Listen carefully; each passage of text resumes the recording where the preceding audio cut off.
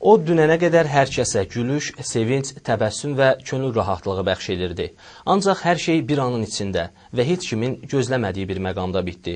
LTV-nin minlərlə tamaşaçısını ekran başına toplayan gənc və istedadlı aparıcı Lətif Lətifov ömrünün 22-ci payızında ailəsini və onu sevənləri kədərə qərq etdi.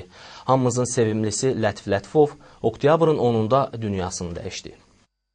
Televiziyamızın ən sevimli, gülərüz, məşhur siması Lətif Lətifov.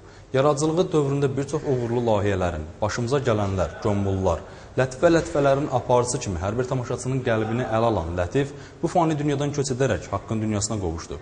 Lətif bugün bizimlə bir arada olmasa da, onu sevən tamaşaçıların və bizim qəlbimizdə daimə yaşayacaq. Ölümsüzlüyün ilk addımı ölümdür deyirlər. Lətif də bu ölümsüzlük pilləsinə qədəm qoyaraq gözlənilmədən bizi tərk etdi. Allah rəhmət eləsin.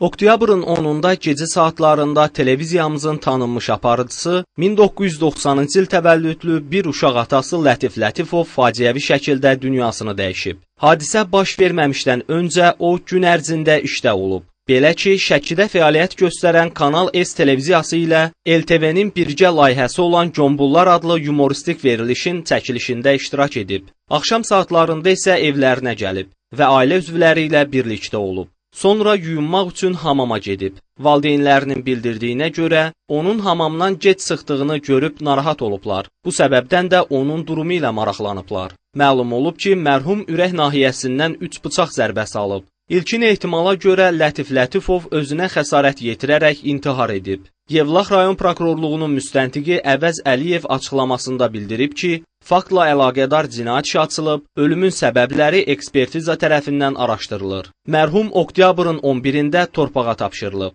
Xatırladaq ki, Lətif Lətifov El televiziyasındakı fəaliyyəti dövründə Lətiflə Lətifələr, Özümüz, Başımıza Gələnlər və sair maraqlı yumoristik layihələrin aparıcısı olub.